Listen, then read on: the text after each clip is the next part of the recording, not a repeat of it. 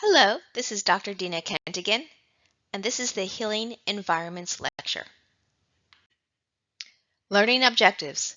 By the end of the presentation, you, the student learner, will be able to define healing environment, describe the historical evolution of healing environments, describe how to create healing environments in healthcare settings.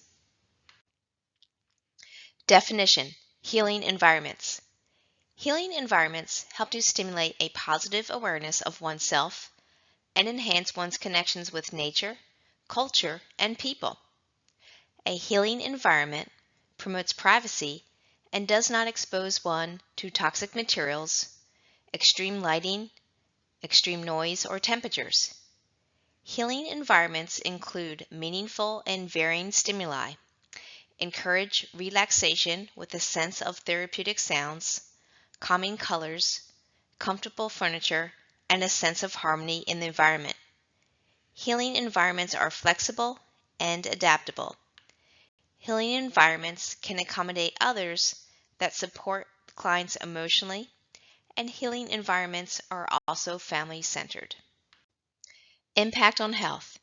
Humans have an innate relationship with animals and natural settings, such as the outdoors. Being in natural environments positively impacts our health by providing relaxation and peace, positive relationships, promotes sense of control, and promotes healing. History of healing environments.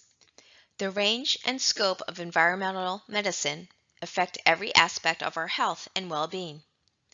Even Hippocrates, in his writing on airs, waters, and places, written circa 400 BC, noted the importance of considering every element of the environment and its relation to human health. The primary principles shaping both environmental and integrative health consistently emphasize interconnectivity, reminding us that if our environment is out of balance, we are out of balance. Awareness is increasingly important in modern times, where an increase in natural disasters and a culture of political uncertainty leave protections for environmental health in the balance. Over 2,000 years ago, the Greeks built healthy temples near the ocean that provided sea breezes and sunshine. The temples housed libraries, gardens, baths, theaters, gymnasiums, and sleep rooms to promote healing. During the Middle Ages, monasteries had gardens to provide pleasant-smelling scents for the sick. Egyptians had murals on their walls to stimulate the sick to get well. Early Christians had hospitals that looked like cathedrals to promote spirituality and sereneness. In the 1800s, American and European hospitals contained gardens and plants. Native Americans believe in sacred places, especially in the outdoors and among animals.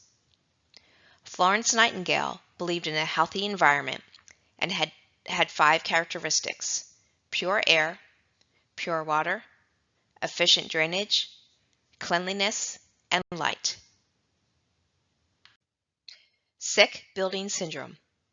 With the advent of technology, more people began to spend more time indoors instead of outdoors. Speed of construction, rather than quality, promoted unhealthy buildings. In the 1990s, the term sick building syndrome was coined. This describes a building that has more ill people than well people that reside, visit, or work in that building. Risk factors for sick building syndrome include low humidity, low or excessive amount of outdoor air, smoking in work areas, visible mold growth, high room temperatures, dusty atmospheres, low frequency fluorescent lamps, low frequency noise, gaseous emissions, large areas of soft furnishings, carpets and fabrics, no local control of heating or cooling, large areas of open shelving and exposed paper, more than half of the occupants using display screens for more than 5 hours, and buildings that are more than 15 years old. Planetree Model of Care. Planetree International is a leading nonprofit that works with organizations around the world to promote patient-centered care as a model for improving the quality of healthcare. Planetree International was founded in 1978 to inspire healthcare professions to make patients partners in their care by personalizing and humanizing the patient experience. Planetree hospitals offer massage therapy, open medical records, gardens, and soft lighting, as well as art on the wall and music in the air. Atrium Health Mercy is a Planetree certified organization. The certification process includes an on-site validation assessment by Planetree representatives, including discussions with patients, their families, and staff to validate that specific person-centered policies are indeed in place.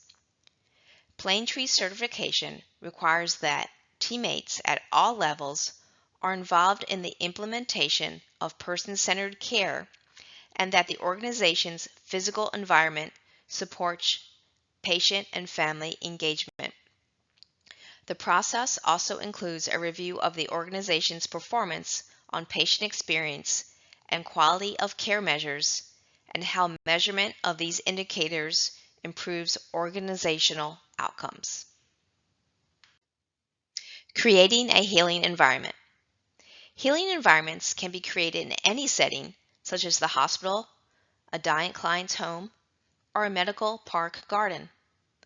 The following elements should be considered when creating healing environments: color, nature, lighting, air quality and temperature, smells, music, noise, buildings and furnishings, and wayfinding.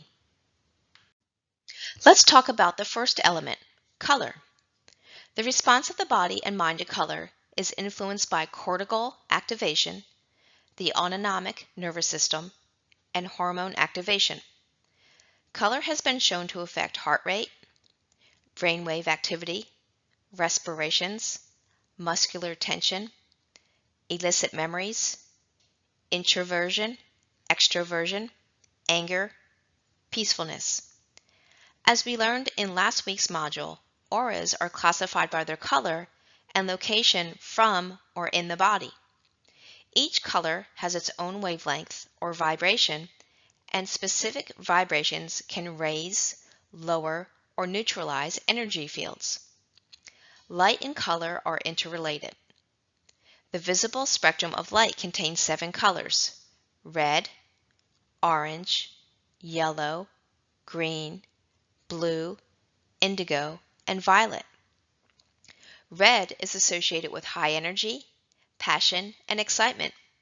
This is probably not a good color to paint the interior of a mental facility.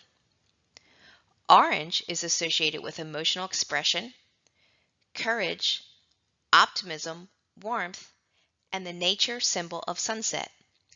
This would be a good color to paint an oncology center. Yellow is a stimulant for the muscles, lymph glands, and digestive organs. It can improve depression, apathy, and discouragement. This would be better suited color for a mental facility.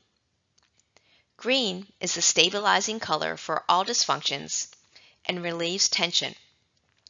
This would be a lovely color for the interior of a hospital. Blue is associated with relaxation, serenity, wisdom, and spirituality, loyalty, and calming.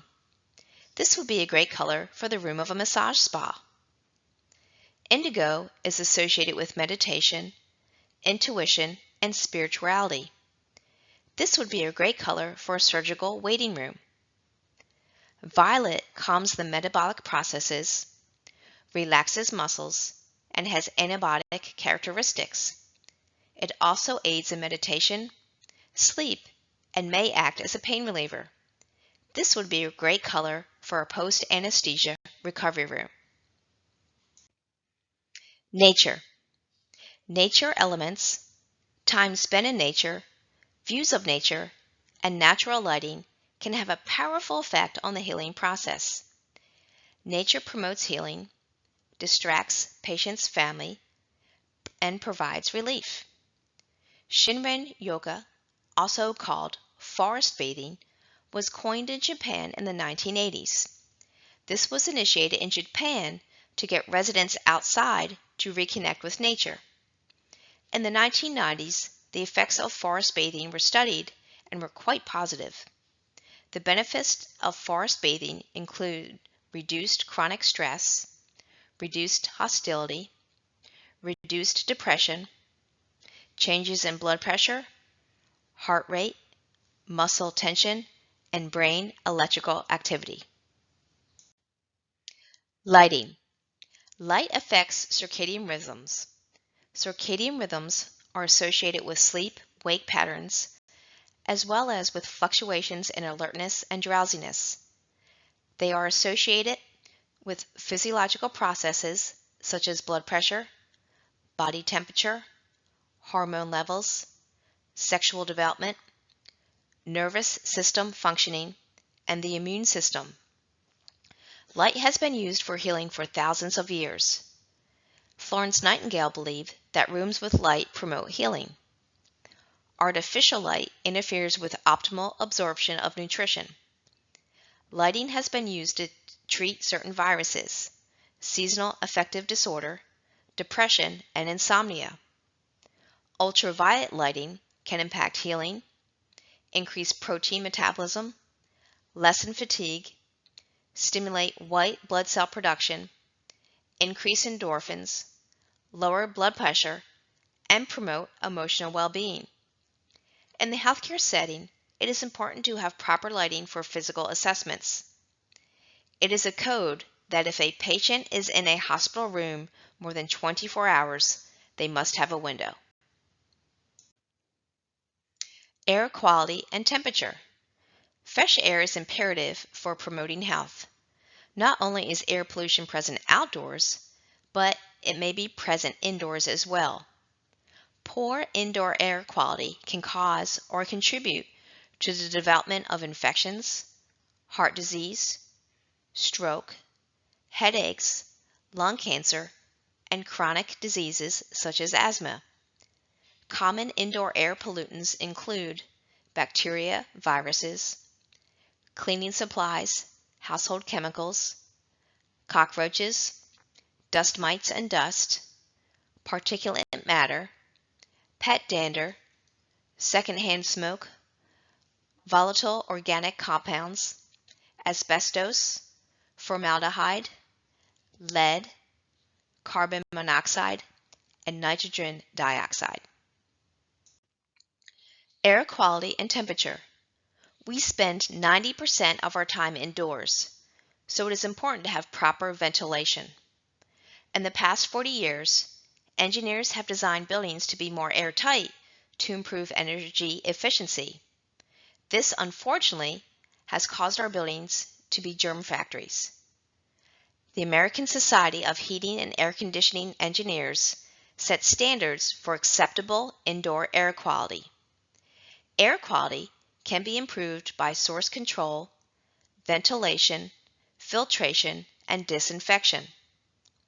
A building's ventilation refers to how much air is being brought in.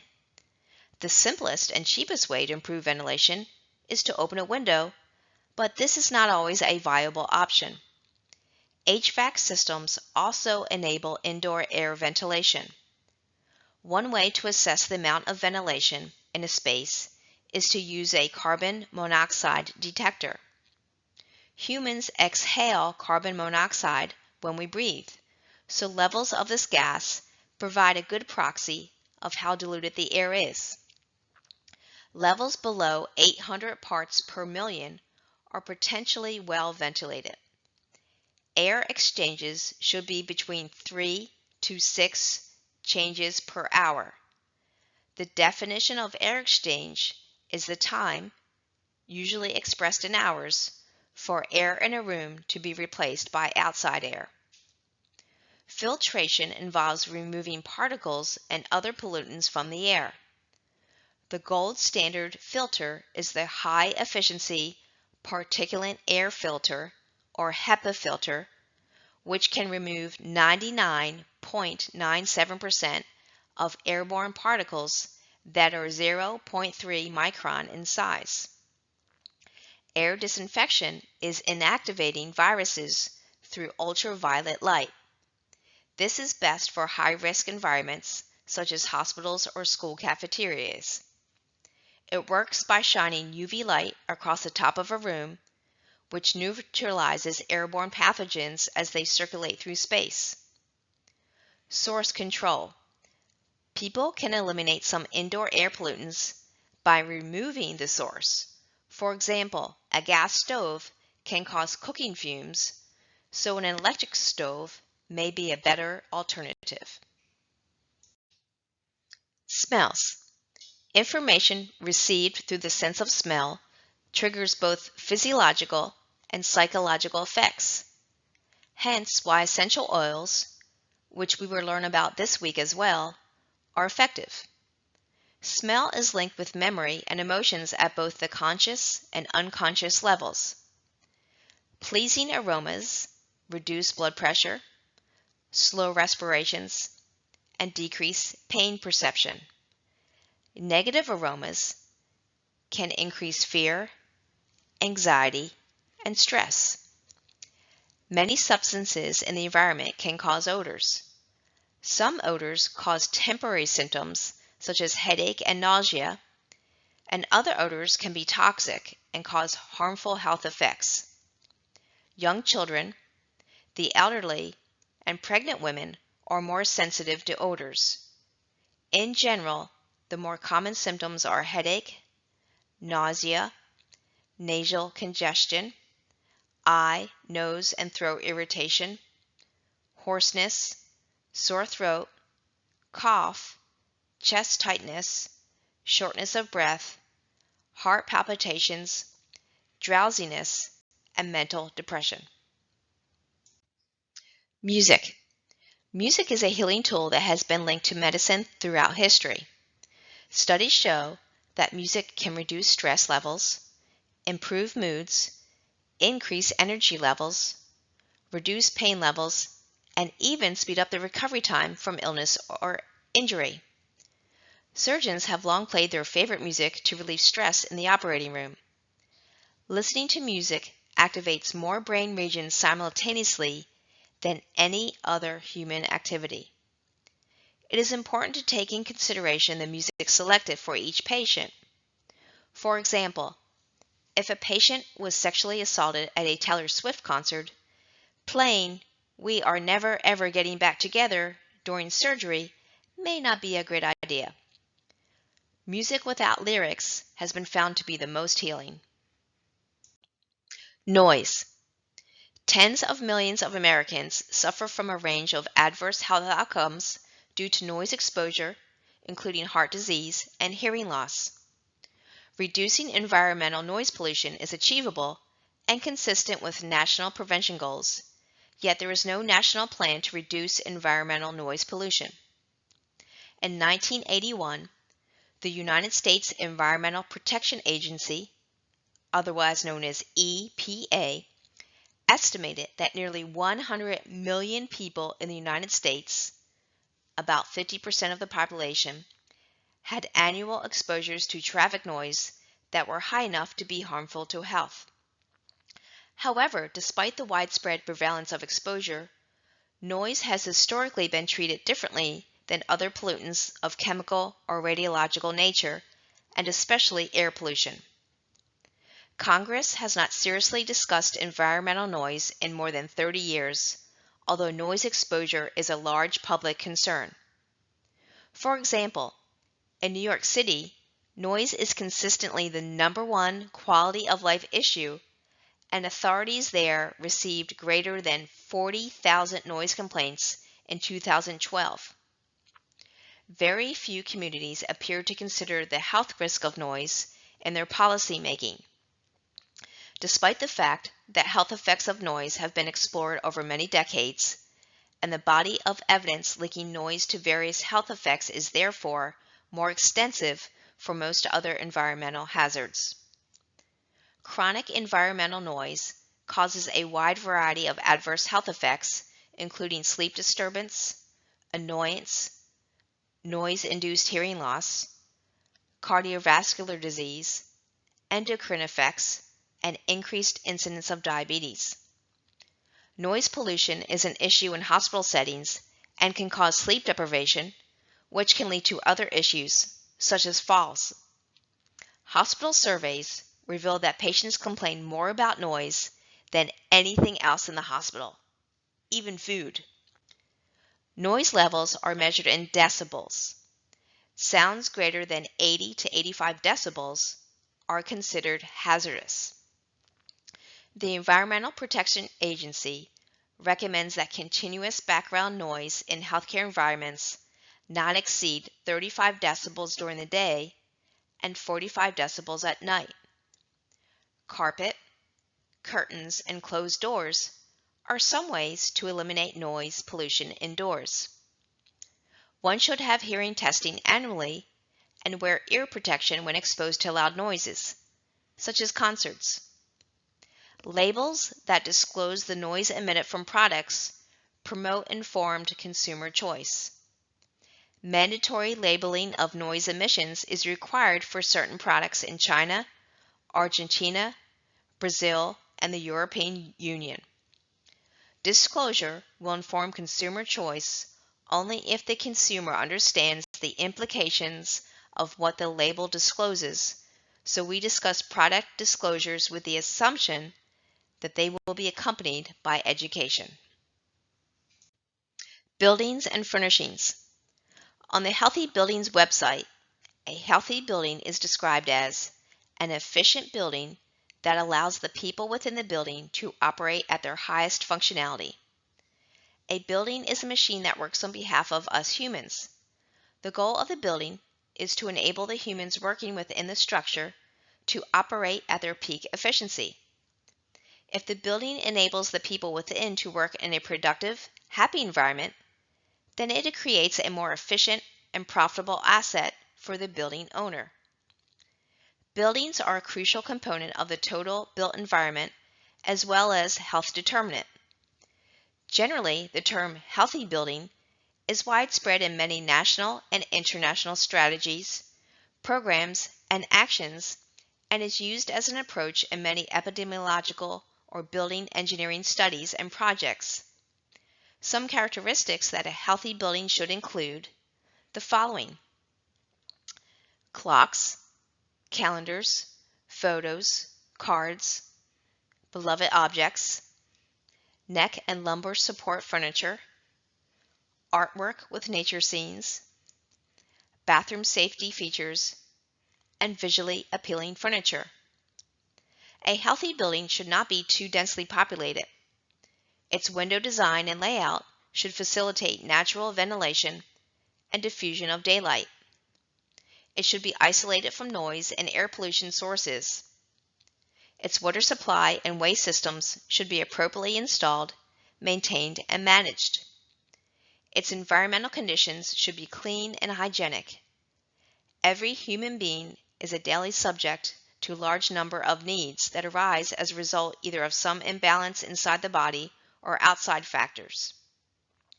According to Maslow's theory, human needs are positioned in the shape of a pyramid. The largest and most fundamental physiological need, such as breathing, food, water, sleep, etc., are positioned at the bottom level, and the psychological needs, such as safety, love, belonging, self-actualization, are positioned at the higher levels. Maslow's theory suggests that the most basic level of needs must be met before an individual will strongly desire the secondary or higher level needs. The absence of the fulfillment of basic needs is much more difficult to tolerate than any dissatisfaction regarding higher needs. Environmental parameters of thermal comfort are one of the basic physiological needs. In general, environments, optimal thermal comfort conditions, need to be achieved for the highest possible user satisfaction and productivity. Several studies have proved that optimal thermal environment for the general population and built environments, mainly offices, tends to be slightly cool. In one study, it proved that cool environments were beneficial for performance of office work. Avoiding elevated temperatures in winter and in summer can bring measurable benefits. An unhealthy building is a living or working environment where users are exposed to health risk factors and their parameters without the attainment of optimal conditions for individuals, especially vulnerable ones. Wayfinding. The definition of wayfinding is knowing where you are, knowing your destination, following the best route, recognizing your destination, and finding your way back. Wayfinding is important in healing environments because it can prevent fatigue, headaches, anxiety, stress, frustration, and helplessness. Wayfinding. The principles of our wayfinding are that it creates a unique identity at each location, it creates regions of differing visual character, uses sight lines to show what is ahead, doesn't overwhelm a user with options in navigation, provides sign at the decision points to assist in making wayfinding decisions, uses landmarks to provide orientation and memorable points to orient oneself, and provides a hospital site plan or a survey map either on a brochure distributed to visitors or mounted on a wall inside the hospital in the main reception area. In most cases, the entrances of a hospital are always the exits of a hospital. Thoughts should be given in the architecture and planning to ensure the exit points are legible from the main circulations or decision points. Effective communication. Effective communication also contributes to the healing environment. Ensure the following in the healthcare setting to promote healing: quiet spaces for communication, hearing impairment accommodations, pleasant atmospheres, call buttons and personal items within reach, and education in appropriate language and health literate. Assessing healing environments. Due to the lack of training, many healthcare professionals may be reluctant to even introduce the subject of toxic environments. The integrative health interview can provide a framework to include questions about environmental exposures, making it easier to introduce the subject. The fact is that any inclusion of environmental topics in a healthcare interview is a powerful indicator to the patient that you consider the area vital to their health. The healthcare professional can decide which interview approach makes the best sense in their clinical setting. These are some questions that you could ask a client or patient. Do you feel sick when you're exposed to tobacco smoke, certain fragrances, nail polish or remover, engine exhaust, gasoline, air fresheners, pesticides, paint thinner, fresh tar or asphalt, cleaning supplies, new carpet or furnishing? And by sick we mean headache, difficulty thinking or breathing, weakness, dizziness, upset stomach, etc. Number 2, are you unable to tolerate or do you have adverse or allergic reactions to any drugs or medications such as antibiotics, anesthetics, pain relievers, X-ray contrast dye, vaccines or birth controls, or to an implant, prosthesis, contraceptive, chemical or device, or other medical, surgical, dental material or procedure? Number 3, are you unable to tolerate or do you have an adverse reaction to any foods such as dairy products, wheat, corn, eggs, caffeine, alcoholic beverages, or food additives such as MSG or food dye? Healthcare professionals and healing environments. A healing presence supports a healing environment. Healthcare professionals should display the following characteristics when engaging with patients, clients, and visitors. demonstrate respect, compassion, empathy, effective communication, clinical skills, and positive energy. These were the references that were used to create this presentation. Thank you for listening.